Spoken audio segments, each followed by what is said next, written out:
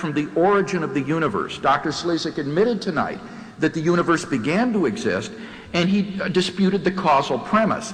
I gave two reasons, however, to support the causal premise. First, that it's an obvious metaphysical principle.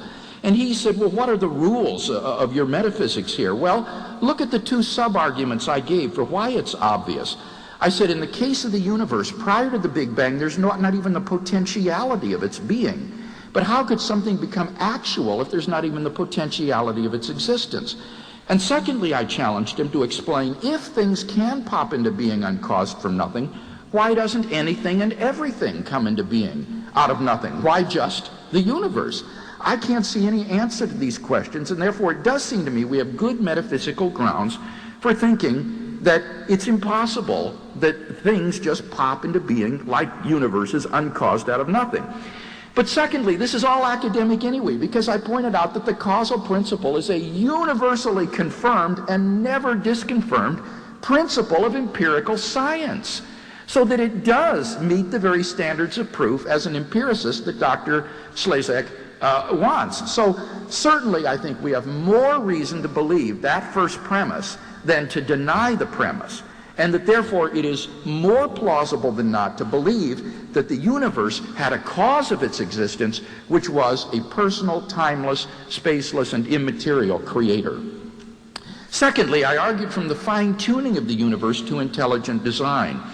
And here Dr. Slezak dropped his arguments about the equal improbability of any universe, or if the universe weren't life-permitting, we wouldn't be surprised. Notice what he as an atheist has to believe. He has to believe not only that the universe just popped into being uncaused out of nothing, but that when it did so, for no reason at all, it was inexplicably fine-tuned for the existence and evolution of intelligent life with a complexity and delicacy that simply defies comprehension. And I say, if that's the best shot that atheists has to offer, then let those who decry the rationality of theism be henceforth forever silent, because nothing could take more faith to believe than that. Thirdly, I argued about objective moral values. And here he simply said in his last speech, well, what do you mean by absolute and objective? I defined what I meant by objective, values that are binding and valid independently of whether anybody believes in them or not. And it seems to me that if God doesn't exist, then moral values aren't like that. They're just products of biological and social evolution. On the atheistic view, we're just animals, advanced primates, and animals don't have moral duties to one another. So it does seem to me that we have good grounds to think that without God, moral values are just subjective and relative. But if you agree with me that our moral intuitions are sound, that there are certain things that are truly right and wrong, then you will agree with me that God exists. What about the life, death, and resurrection of Jesus? I refuted his apparent death theory. He says, well, there must be more naturalistic explanations. Well, what are they? Modern scholarship recognizes no plausible naturalistic explanation to the resurrection of Jesus. And finally, what about the immediate experience of God?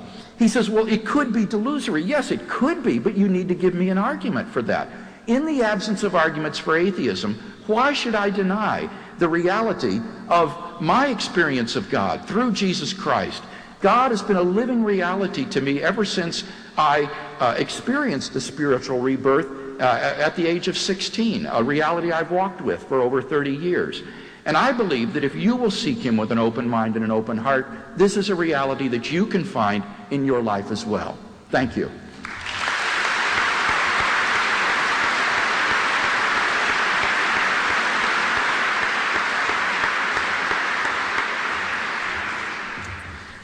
Well, Dr. Craig says that I should hold that we should see more evidence for God's existence, and he's exactly right. In my position, I think that if one looks around, the question is, why is it so hard to be a believer? God makes it very hard for skeptics, and if he's omnipotent, it seems to me that one could get better evidence. Lots of agnostics make this point. The atheists aren't in this case dogmatically, as it were, opposed to the possibility. It seems to me that I like to claim, although my students laugh occasionally, I claim I'm open-minded. I would just like to see something that's reasonable, God declaring himself in some way that is unambiguous and hard to refute. I think even the most staunch believer has to admit that there's nothing quite like that. And in fact, I was going to say this earlier, but I haven't said it now. Many of you profess to have deep beliefs and strong convictions, but you have to recognize that, of course, your strong convictions about the belief in God are different from a lot of the other things, which is evidenced by your being here. If we announce that we're going to have a debate next week on whether the Harbour Bridge exists, I don't think many people will come. And so clearly your strong convictions about some things are very different from the other things that you believe. So the question is why you have strong convictions which are so disparate and so different in their grounds.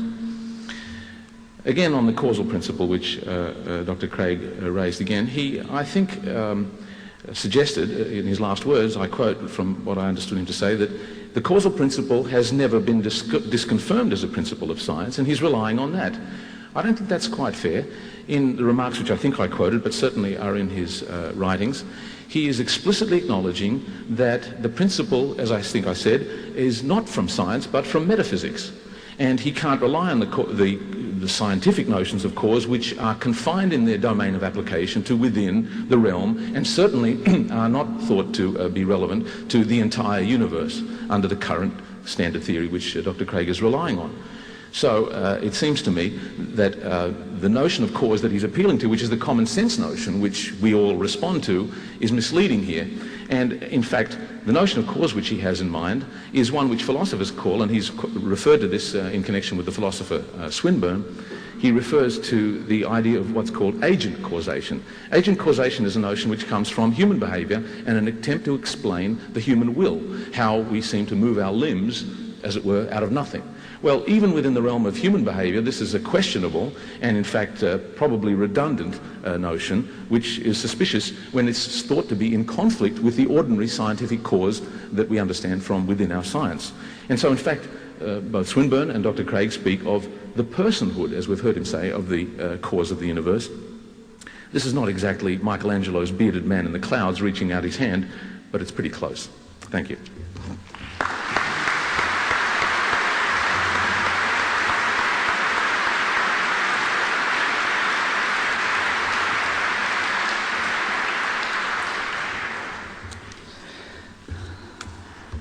Well, I must say that one of the only things I didn't enjoy about tonight was really seeing two people who are incipient friends of mine fighting in public.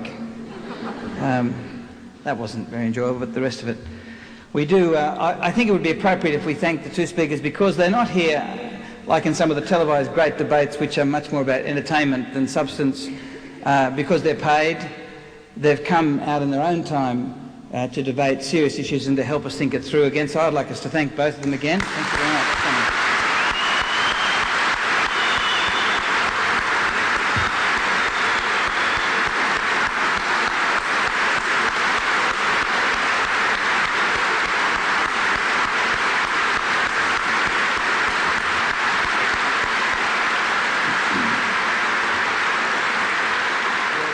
Thank you for coming. Thank you to the speakers, and have a good trip home.